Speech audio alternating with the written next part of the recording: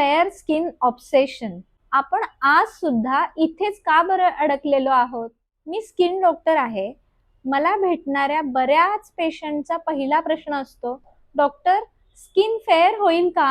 हे ऐकून आश्चर्य नक्की वाटतं. जेव्हा ती मुलगी मोठी होते तेव्हा ती फेअरनेस साठी ट्रीटमेंट करतात. Fairness creams, fairness treatment, fair wedding looks आणि फेअर कॉन्फिडन्स. जणू हा रंग कॉन्फिडन्सचाच आहे. रंग बदलल्याने कॉन्फिडन्स बदलत नसतो. आपल्याकडे बघायचा, स्वतःकडे बघायचा दृष्टिकोन जेव्हा बदलतो तेव्हा आपली लाईफ जास्त कॉन्फिडंट होत असते. फेअर स्किन आणि हेल्दी स्किन ह्या दोन्ही वेगळ्या कन्सेप्ट्स आहेत. हेल्दी स्किन म्हणजे काय? परफेक्ट स्किन रुटीन, योग्य ट्रीटमेंट आणि मेंटल पीस. हे फेअरनेस ऑब्सेशन कुठून येतं? ॲडव्हर्टाइजमेंट, मूवीज, कंपॅरिझन आणि लहानपणी ऐकलेल्या गोष्टी. बाळ थोडंसं सावळं आहे, गोरी मुलं छान दिसतात, हे शब्द हार्मलेस वाटतात, पण आयुष्यभर मनामध्ये ते घर करून राहतात. सगळ्याचा अर्थ फेअरनेस ट्रीटमेंट घेऊ नका असा नाही. पहिल्यांदा फेअरनेस ट्रीटमेंट कुणासाठी योग्य आहे हे तुम्ही समजून घ्यायचा प्रयत्न करा. ज्या कारणांमुळे स्किन डार्क होते अशा कोणत्या कोणत्या गोष्टी आहेत?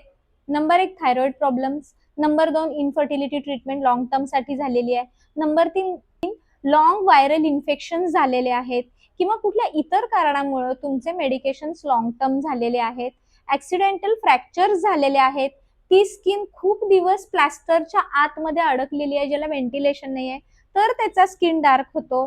इतर काही गोष्टी आहेत ज्याच्यामध्ये तुम्ही अशा वातावरणात राहता की तिथे तुम्हाला D3 मिळत नाही उन्हातून आणि तुम्ही स्वतः डेफिशियंट आहात आणि तुमचा बॉडीचा जो कलर आहे, जो तुमचा नॅचरल कलर आहे तो चेंज झालाय.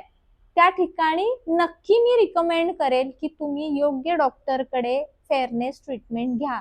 रॅन्डमली फेअरनेस ट्रीटमेंट घेतल्यावरती स्किन कलर मध्ये बदल येतो ह्याची गॅरंटी कुणालाही नाही. तो रिगेन तसाच्या तसा कंटिन्युअस राहतो ह्याची सुद्धा कुणाला गॅरंटी नाही. जसे मेडिकल काही कंडिशन्स आहेत की बाबा कॅन्सर नंतरची किमोथेरपी घेतली आहे, स्किन डार्कनेस झालाय, घ्या तिथे. जसं मी तुम्हाला हॉर्मोन रिलेटेड कंडिशन सांगितल्या, स्ट्रेस रिलेटेड ही असतात, एन्व्हायरमेंटल चेंजेस रिलेटेड ही असतात. ह्याच्यानंतर सगळ्यात बेस्ट ट्रीटमेंट स्किन व्हाईटनिंगची असेल तर आपण जे यूज करतो युजली फेअरनेस ट्रीटमेंट म्हणून तीच असते. जसं आपण आता कंडिशन्स बघितल्या की ज्या मेडिकल कंडिशन्स मध्ये स्किन कलर डार्क होतो त्याच पद्धतीनं तिथे मल्टिपल ट्रीटमेंट सुद्धा अवेलेबल आहेत. ग्लुटाथिओन बद्दल लोकांचे बरेच गैरसमज आहेत. ग्लुटाथिओन सोडून बऱ्याचशा अशा ट्रीटमेंट आहेत की ज्या फेअरनेससाठी वापरल्या जातात. पहिले तर तुमचे विटॅमिन बॅकअप किंवा जी विटॅमिन डेफिशियन्सी आहे ती रूल आउट केली गेली पाहिजे. त्याच्यानंतर काय कारणाने हा डार्कनेस किंवा पिगमेंटेशन आलेला आहे हे बघितलं पाहिजे. लेझर फोटो रिज्युमिनेशन सारखे ऍडव्हान्स ट्रीटमेंट आहेत ज्याच्यामध्ये काहीही डाऊन टाइम नाहीये. तुम्ही लग्नाच्या आधी, ब्राईड मेकअपच्या आधी, ग्रूमसाठी या ट्रीटमेंट सेफली वापरू शकता.